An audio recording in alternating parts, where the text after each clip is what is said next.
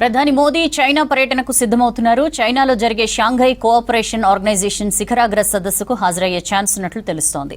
మరోవైపు రైతుల అభివృద్ధి కోసం కీలక నిర్ణయాలు తీసుకుంది కేంద్ర కేబినెట్. వ్యవసాయ అనుబంధ రంగాల బలోపేతం కోసం ఏటా 24 లక్షల కోట్లను 100 జిల్లాల్లో ఖర్చు చేయనుంది. మరోవైపు విదేశాంగ విధానంపై రాహుల్ గాంధీ విమర్శలను తప్పుబట్టారు. దేశానికి వ్యతిరేకంగా కామెంట్లు సరికాదన్నారు.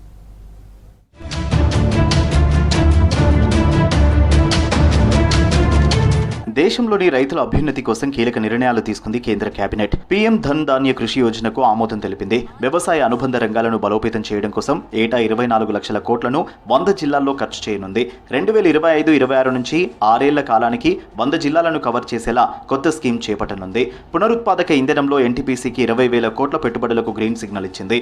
రోదసీలో 18 రోజులు గడిపి అనేక ప్రయోగాలను నిర్వహించి విజయవంతంగా భూమిపైకి తిరిగి వచ్చిన శుభాంశు శుక్లాను అభినందిస్తూ కేబినెట్ తీర్మానం చేసింది.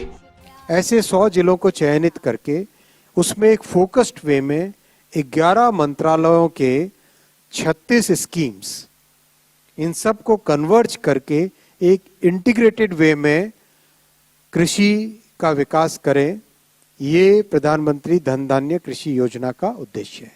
एनटीपीसी को 20,000 करोड़ रुपए तक का इन्वेस्टमेंट करने की जो ग्रीन कैपेसिटी है 6 गीगावाट है, अभी इसको 26 गीगावाट करने का संकल्प इसमें है सम्मिलित.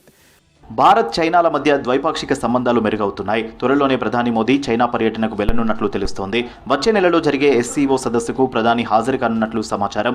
ఆగస్టు 31 నుంచి సెప్టెంబర్ 1 మధ్య షాంఘై కోఆపరేషన్ ఆర్గనైజేషన్ శిఖరాగ్ర సదస్సు జరగనుంది.